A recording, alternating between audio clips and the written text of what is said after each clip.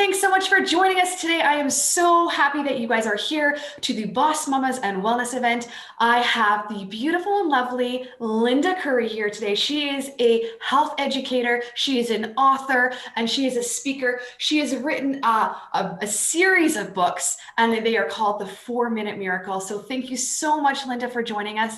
We are so happy to have you here, and we cannot wait to discuss your topic. She is going to give us strategies to enhance your sleep for your optimal health and longevity. What a beautiful topic, because I believe that we all need this right now. Stress levels are high. People they're going to bed, they're not finding that they sleep through the night. They don't find that or they're not going to bed, their schedule's off and they're not going to bed at the same times every night. So firstly, I want to thank you again for being here. Thank you. I'm so excited to be a part of this. Oh, great. And I want to ask, so if you want to give us a little bit about yourself, if you want to tell us how you ended up becoming an author, how you ended up choosing health and wellness as your passion and your project that you've worked on. I'd love to hear more about that. Yeah, so I have really been interested in holistic health, since I can remember growing up. So it's just been something I've been really passionate about. And although I went the corporate route for a while, and finally I just decided I need to follow my passion, which is in the health arena. And so here I am, published author, speaker, teacher. I'm just very passionate about all of these subjects in the health arena. And I was happy to be talking about sleep today because I personally have dealt with sleep issues probably a couple, 2-3 years ago now. I'm happy to say that I'm sleeping well again, but the journey was really interesting and something that I don't want anybody else to have to go through. And so why I really want to talk to people about sleep and why I've written about it in my book series as well. So, for me, being so passionate about health, I always felt like I had a sense of control over my health issues. And there were always solutions, there were always answers, and I could figure it out. But then one day, and it kind of crept up on me, but I wasn't sleeping as well. And it just started to roller coaster. And finally, I was just, getting 4 to 5 hours of sleep a night, and definitely not enough for me. Right. And I would be tired and wired. If you've heard that phrase before, Ashley, you feel tired, but you're so wired that you can't sleep. I'm telling you, it is also happened to me after I had kids. I would lie awake in bed thinking to myself, just need to sleep. I only have this many hours before they either wake again, or I don't know if they're going to wake in the middle of the night. Why can't I fall asleep? And then it still happens to me actually since I've had them. So I know that pain. And yeah. I find if I don't go to bed actually before a certain time, I actually can't fall asleep. I have a very hard time falling asleep. Yeah, and it's very important. Hopefully we'll get to talk about later, but our circadian rhythm, some of the solutions to sleep problems, and it's so important to be consistent with our bedtimes. And so, yeah, for me, I had that tired and wired feeling, and my cortisol was just kind of all over the place. Cortisol should naturally wake us up in the morning, but when it's spiking at 3 a.m. and, you have a full day ahead of you, that is not a fun place to be. And it's impossible to fall back asleep. Naps are impossible because you're still kind of running on this adrenaline or this cortisol. So yeah, this went on for between 1 and 2 years for me. And basically what happened was it really weakened my adrenals. And then you have, and then you have hormonal imbalances, and I ended up getting low thyroid. So, and that wasn't as bad as a lot of the symptoms of just sleep deprivation. So, anxiety started to creep in, which I've never experienced in my life. just lack of motivation. Suddenly you find don't have self-control around food, you're irritated. Suddenly your marriage is, Yeah. rocky because you're just irritated all the time. So yeah, it was just like a loss of joy and vitality. And it was pretty debilitating at kind of my rock bottom moment. One of my things that I would do is it affected our relationship, like with my husband too, because I would, firstly, as soon as the kids went to bed, I was like, don't be extremely quiet. Because if they wake, I don't get my sleep. And I will so I was like, um, I don't know, my husband didn't have a very nice word to say about it, but he was just like, I legitimately was just like, oh my goodness, I need to fall asleep, but like, I cannot have those kids wake. So whatever you do, you can't touch a dish. You can't, like, he felt like he was almost imprisoned. Poor guy. But because I needed my sleep. And then once I would go to sleep, I'm like, you can't move, you can't speak, you can't roll over, like you can't snore. He was just like, well, what can I do? It really affected us. And it was Yeah. very hard for the first, I would say, 3 years of our having our kids. 3 to 5 years, really, because, you Yeah. know, well, not Yeah, boys not us, maybe not, but I know exactly what that was like as far as, my husband tiptoeing around me, just yeah, trying to make sure I get my sleep. Don't wake the bear. that's Oh, exactly it. That's yeah. exactly it. They're like, don't wake the bear because we don't know what the bear's going to do.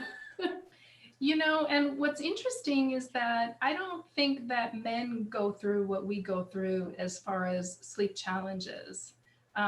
Because, sometimes I would get 6 hours of sleep and it wasn't enough for me. And, Right. I would try to relay this pain to my husband, and he's like, oh, I'm fine on 6 hours of sleep. And I'm just like, oh, I hate you. It's they deal with it better than we do. And I don't know if it's the hormones that play a part in it. Um, but yeah, Husband as well, though. He also was like, I get 6 hours every single night.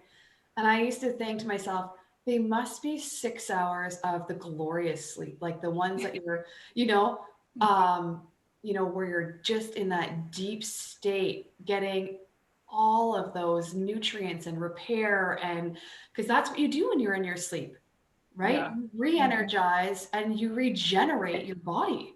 And it is important for your mind to regenerate. It is important for your organs to regenerate, to cleanse. And if you don't have the time to be able to do that, then then you're going to have ailments and you're going to have all of those things happen to you, right? right, absolutely, Health concerns absolutely. and diseases and anxiety and all of those creep up on you when you can't end up even having the time to repair your body, repair your mind. Hmm. Yep. Yeah. Yeah. Well, why So do you think, like, why is it? Because people think that they do function well on like less sleep, but why functionally, why is it like 6 hours? Why is 6 hours not long enough? Because a lot of people can function on 6 hours and they think it is just fine. yeah, and I will admit that some people, everybody's different, Yeah. so their sweet spot may be different than my sweet spot. Yeah. My sweet spot is definitely 8 hours. I can feel it. My brain is clear. I'm motivated. All of that stuff. But it is really important because when we're younger, we don't really feel the effects of that sleep deprivation. Yeah. And so, one of the big ones is brain health. So, and you mentioned it that we cleanse during our sleep, and specifically our brain detoxes. Yeah. So, kind of like your lymph system, there's something called the glymph system in the brain. And so they say that your brain can actually shrink up to 30% during sleep because it's getting rid of all these toxins. And so if these toxins accumulate through lack of sleep, that's where dementia comes into play later in life. And so we definitely, want to prevent that from happening. And then, like with my experience, another thing that can happen is your adrenal health. So, sleep is very important to your adrenals. And the adrenals do so many things, not just like managing stress is what we think of them, but They also produce a lot of hormones. They regulate blood sugar, um, and they actually take over reproductive hormones when, in your 40s, when you're going through perimenopause. So if your adrenals aren't strong enough to handle that extra creation of hormones when your ovaries stop making them, that can be a real problem. And that's when a lot of women start to experience sleep issues because their cortisol's all over the place. They're not producing the progesterone they used to produce and that kind of a thing. And then, weight management actually can be really frustrating if you're sleep deprived. They say that you have 50% more fat loss when you go from 5.5 hours of sleep to 8.5 hours of sleep. Isn't that unbelievable? And Yeah. I've seen it. Like I'm a personal trainer and I know it. Like that is the number one cause, I feel like. Well, if your hormones aren't regulating properly and if you're not having the proper time to cleanse your body, you're working on other things while you're awake. And so your body's not even thinking that that's a priority. Right. Yep. Yep. And then, there's so many other things like your immune system. I know that when I don't sleep well, suddenly I have allergies and I'm sneezing all the time. And it's directly related to that sleep deprivation. Memory issues, your nervous system, your heart, your digestion, it's all related to sleep. And, just overall, I think sleep is probably the biggest anti-aging remedy that's available to us. And so we've got to prioritize it, I love how you put that. We have to prioritize it just like anything else in this wellness, um, you know, field. It is a priority. It is a priority that we need to put first. And honestly, who doesn't like sleep? I mean, but what if you're having a difficult time? So like for those that are, because I know, what are some of the strategies that we can take in order to um, improve maybe our sleep? Because some people, it's not that they don't go to bed early enough or that what are some of the strategies that they try? I mean, yeah. for those that are good at sleep, those like, sure, we'll just sleep more, right? Yeah, exactly. It's But not that easy. When your brain is so active at 2 a.m., 3 a.m., whatever it is, it's like you cannot shut that down and it's just very difficult. So, I like to tell my clients that we need to take a really well-rounded focus to your health because sleep is connected to so many different areas. Like, for example, gut health. We have much more melatonin being produced in the gut than in the brain. And melatonin, as you know, is it's a hormone that makes us sleepy, tells us it's ready for bedtime. Yeah. So if your gut health isn't optimal, that can be an area to work on. Mm-hmm. Of course, I talked about adrenal health, making sure you're managing your stress and things. I know that you're having other speakers talk about like having purpose, feeling like you have value. All of these things are super important to get a handle on and make sure that you're living your life the way you want to live your life. Having a good relationship. If there's a conversation you need to have with your spouse or your child or, that stuff that's waking you up in the middle of the night, you've got to take action on it and get it resolved because it's just going to kill your adrenals. Right. I love that, Linda. I think that is a very good comment because what is waking you up in the middle of the night? Where's your mind going? Maybe that's something you need to pay attention to. If it is, and then what is the resolution to those thoughts? Yeah, and one of the techniques that I use is I keep a notepad right on my nightstand and a pen.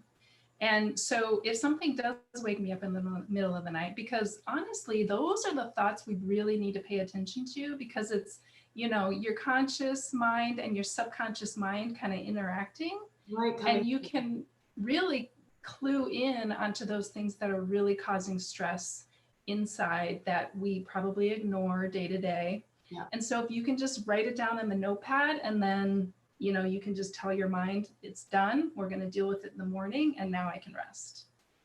So that's one of the best strategies is having that notepad there. I love that technique. And yeah.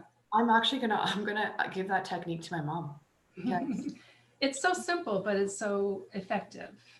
And yeah, so you mentioned there's usually action we can take.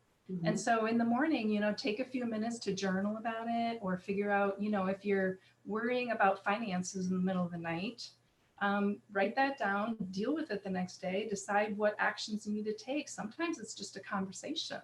Yeah, Sometimes it's a call to your CPA. Whatever it is, there's usually action you can take.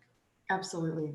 Yeah. I also think schedule. Do you want to speak into something into regards to scheduling? Because I also believe, and I know from um, just having kids and not having that schedule, not having that set time. You can't go to bed at one night at 7 and then the next night at midnight and then the next bed at night at 10 and then the next night at like your body's like, what are you doing? It needs to regulate and it needs to have some sort of schedule. Yeah, I'm glad you asked about that because one of the topics in my book on sleep is around the circadian rhythm or your circadian clock, they call it. So we have this clock in our brains and it gets reset in the morning when it's light out. So the sun comes up and it tells your body that, hey, start producing, raise your cortisol, raise the blood pressure, get those thyroid hormones going so we have energy. And this internal clock in your brain actually resets all of your organs' clocks.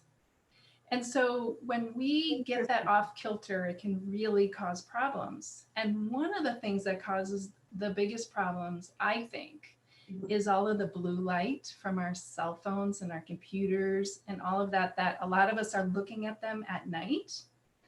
And there was an interesting discovery by, it was the man's name is Panda, Dr. Panda. Mhm. And his team of scientists discovered that your circadian clock gets reset with light coming through the retinas, so through your eyes.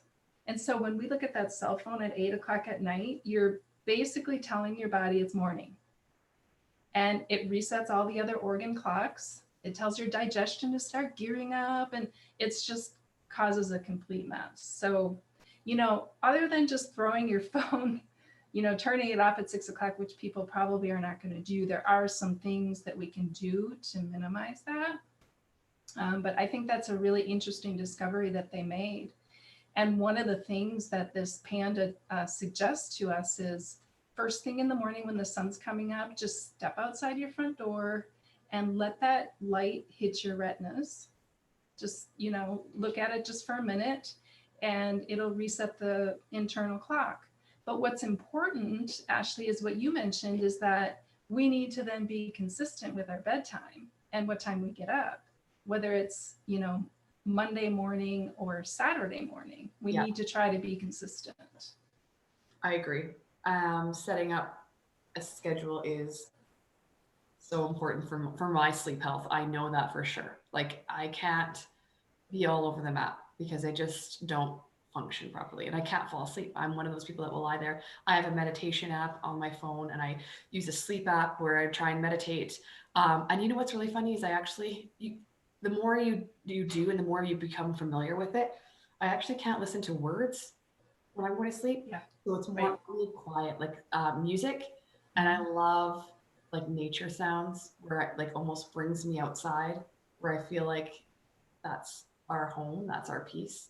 So for Mm. me, I use like birds and I use rivers and then really calm music. And that helps me. But somebody telling me to breathe, and then I'm like, it's almost like I'm thinking too much. Yeah, right. Yeah, I And then I'm agree. like I do back the same into my thing. mind again. And then I'm like paying attention to what I'm doing. I'm like, I cannot do that. I need to just focus on listening to the noise and the sounds and the what am I hearing in the music, and then I drift off. So, Yeah, I actually have this headband earplugs. So it's like flat and it goes around your head. oh, nice. And yeah, so you can plug it in. And I have this whole like nighttime settings. And like you, I don't like words because it'll, go through a few songs and then suddenly somebody starts talking and I'll wake up. Yeah. So yeah, Yeah, but that is really helpful to me as well. Yeah, Hmm. I use those on nights where I have to stay up. I also think a really good solution are those blue, which I know lots of people that wear them. The blue lens that are supposed Yes. to. So if you're on your phone, because it's inevitable, people are not gonna Hmm. put their phones away. They're just not. Yep. Right. If you need to be on it, or if you are on it for a sense of maybe even you find that you need to wind down by watching Netflix while lying in bed, because I know lots of people out there do that, right? Let's be honest. Yep. Uh, Yep. Not everybody has televisions in their room, and now they can just use their apps and they can just put their phone in front of their face. Put your like get a pair of glasses, Yep. put them on, so that you don't have that stimulation. Yeah. And I also have these orange glasses, and you basically can get like $7 orange safety glasses. If you don't want to spend the 20-30 bucks on the, more advanced ones that look nicer. Um, but also, even before you do that, definitely change your phone and computer to the twilight settings. So it gets like kind of an orange hue to it. So it's not so much of that bright blue light. I don't know if that helps 100%. So I do suggest the glasses as well. You want to know what I did that? And I was one night trying to like, oh my God, I'm just gonna watch a little something, which is really put a meditation on. Don't watch something. I mean, that's my advice to you because I do it. Like I put my phone on and I sit and lie. I mean, I do. I mean, I'm not gonna say I don't.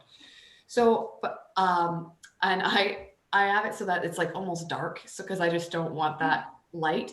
Mm-hmm. And then I'm like, well, I really can't see it that well. So then I creep up, on the other side. And then I'm like, creep it up a little bit. And then I'm like, oh, and then I'm like, well, that was pointless. Like, why did I do that?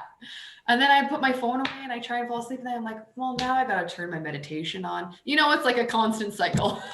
So then I'm Yes. okay, well, let's pull it out because I should have just maybe read a book. Right. Reading. Yep. So I find anytime I read a book before bed, I find it calming. I find it relaxing. I find it actually puts your brain to work so it wants to sleep. Mm-hmm. Yeah. Yeah. And sometimes I find fiction, I used to just read nonfiction because I was just wanting to learn about health and what have you. But I have actually found through my sleep troubles is that reading just a silly fiction book, a little chick flick kind of a thing, really gets your mind out of your own life for a little bit. And so that really helps me. I love that. Yeah. But on the cell phone topic, EMFs are also something that will lower your melatonin production. Yeah. So I always recommend to people make sure your router isn't near your bed, get it out of the bedroom. And also don't have it real close to your workstation where you work, because a lot of people will have them right on their desk. Um, I think it's 20 feet away from your router really cuts way back on the radiation that you're gonna get from that. I So can that's guarantee something you to. that a lot of people have it very Hmm. close to them. Yeah, right. Yeah, so that can really help. I mean, one of the things to ground our energy again is to get out in nature. But if we're constantly by that router or the cell phone radiation, then it's just, the counter effects to that are really harmful. Yeah. I love it. Well, thank you so much for all of your wisdom and your knowledge. And I enjoyed speaking with you very much. Thank you. I enjoyed speaking with you as well. I would love you to let everybody know what you're giving them as a free gift because I think it's perfect in this topic of sleep. So Yes, I am really glad to give your listeners the first three chapters of my latest book in the 4 Minute Miracle series, and those chapters are related to sleep. So you can learn a little more about techniques and strategies to optimize your sleep, because it is so important, as we've talked about, to do it now before those symptoms become really debilitating and you feel like you're out of control. exactly. And So they do become debilitating. It's yeah. and it's and irritating and then it really affects everybody else in your life, not just yourself. So Right. as much as it's frustrating for you, everybody else around you also suffers. So you have to remember that, right? Yep. And Yep. it can cause actual long-term effects, which we need to remember. So this is the Yes. reason why it's so important, because we don't want dementia to set in early. And dementia runs in my family, so it's a very big topic for me. My grandma has had dementia. It stems. So yeah, it's very important. So thanks again so much, Linda. I'm so happy that you joined us. And for all of you that have watched this interview and partaken, and please check Linda's book out. It is just remarkable. And we are so thankful for you guys spending this last 30 minutes with us. We're sending you so much love, and we can't wait to see you again. Bye, everybody. Bye. Thank you, Ashley. Oh, you're so welcome, Linda.